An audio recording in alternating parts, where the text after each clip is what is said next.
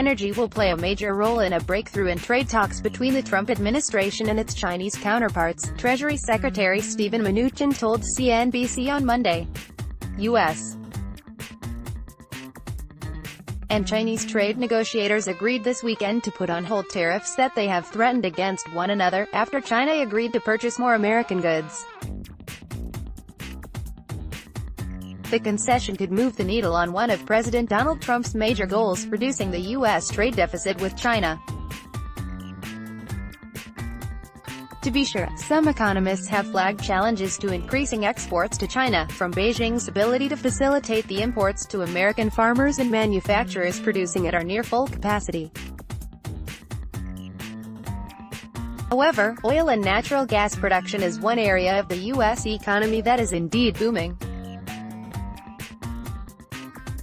Meanwhile, China, the engine of the global economy, is hungry for more fossil fuels as more drivers take to the nation's roads and the government seeks to generate more electric power from cleaner-burning natural gas.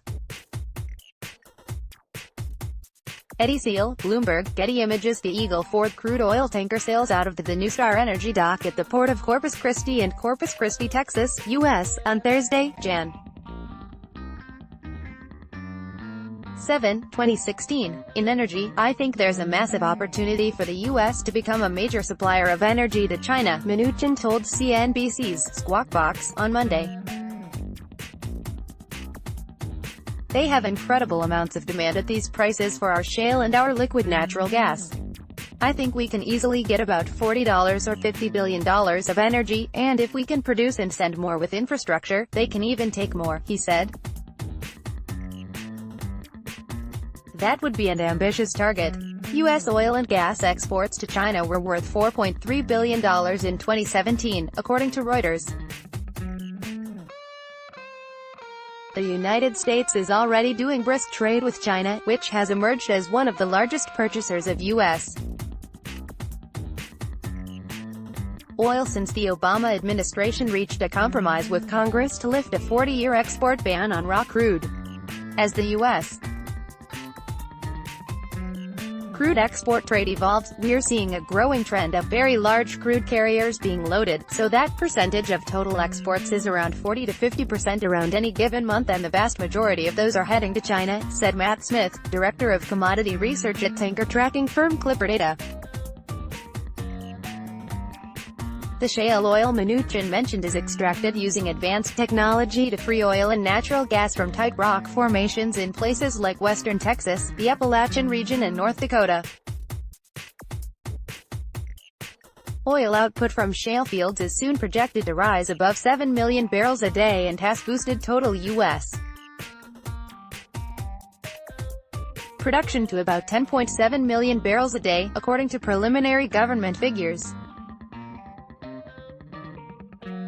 The U.S. Energy Information Administration projects the United States will average 11.9 million barrels a day next year, surpassing number one producer Russia. The boom in oil production from western Texas has created bottlenecks in the region, causing prices for regional crude to fall as drillers struggle to get their product to market. Consequently, that oil is now trading at a big discount to international benchmark Brent crude, making it attractive to foreign buyers. When you have a Brent crude price at $80 and when you have a WTI Midland price at close to $20 below that, that's only going to incentivize more crude oil exports leaving the United States, and the growing trend of large vessels heading to Asia, and particularly China, Smith said. Mnuchin made clear on Monday that the trade will occur between companies, and it will have to be in the interest of both Chinese and U.S. firms. China has historically used its leverage as the world's second-largest oil consumer to influence crude prices, taking advantage of discounts among different grades of crude from around the world.